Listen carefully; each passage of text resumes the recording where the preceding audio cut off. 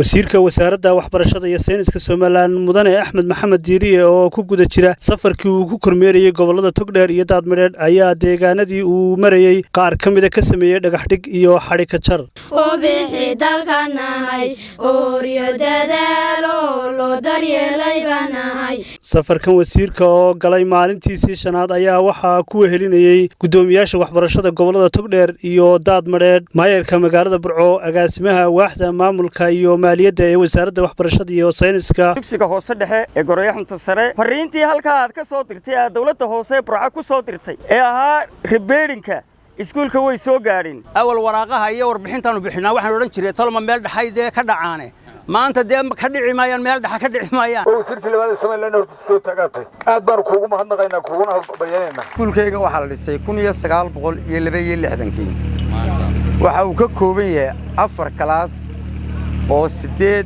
fasal kala ah. halkan waa dugsigii harada waxaanu ka kooban yahay hoose dhexe degmada Duruqsi hoose dhexe Cali Ciise ardayda dhigataa waxa weeye 335 arday. waxaa tii wasiirkii ugu horeeyay ee xukuumadeenan maanta jirtay degmadeeda imaada aad iyo aad baan kugu hambalyeynaa. geestooda gudoomiyaasha waxbarashada gobolada Togdheer iyo Daadmadheedh, maayarka magaalada Burco, agaasimaha waaxda maamulka iyo maaliyadda ee Wasaaradda Waxbarashada iyo Sayniska ayaa ka hadlay deegaanadaasi ay marayeen wafdiga wasiirku. Dhagax-jarka dugsiga sare ee Duruqsi 2 fasal oo lagu kordhiyay ayaanu maanta halkan u taaganahay. Wasaaradda Waxbarashada isla sanadkan waxa kale iskuulkan u qoondeysay qadar miisaaniyadeed oo kaba oo loogu talagalay dugsigan sare boordanka ah.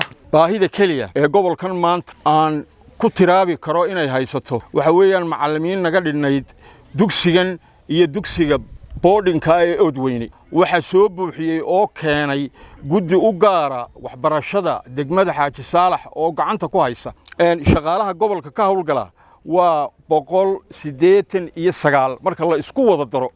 iskuulka 12 arday baa lagu bilaabay maanta 7 muu maraya 4 sano qura foorkii horeeyay ku jira mid baa lagu sii marana qolka darre ka inaan furo anaa damaanad qaadaya ma sha Allah iskuulka qolka darre waxaanu socodka soo bilownay saaka 6dii subaxnimo iminka oo ay tahay 7dii habeenimana wali shaqadii waan wadnaayo waanaga soconnaa. dugsigan oo ah dugsi taariikhiya wasaaradda waxbarashada waxa ka go'an inay wax ka qabato hadday dhismo tahay iyo hadday dayactir tahay iyo hadday baahiyaha kale uu qaba tahay marba intii suurtagal ah. wasiirka Wasaaradda Waxbarashada iyo Sayniska Somaliland Mudane Axmed Maxamed Diiriye Toorno ayaa deegaano ka mid ah ka dhagax dhigay dhismayaal cusub oo lagu kordhin doono qaar ka mid ah dugsiyada halka uu dhismayaal cusubna xadhiga ka jaray. fasaladii ay Wasaaradda Waxbarashadu ku kordhisay sanadkii la soo dhaafay oo cashuurtii ay dadkan bixiyeen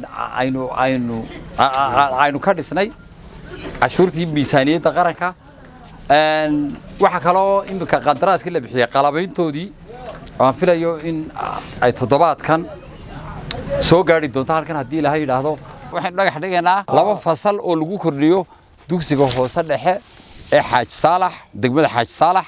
bismillaah Ilaahay mid khayr qaban ooga.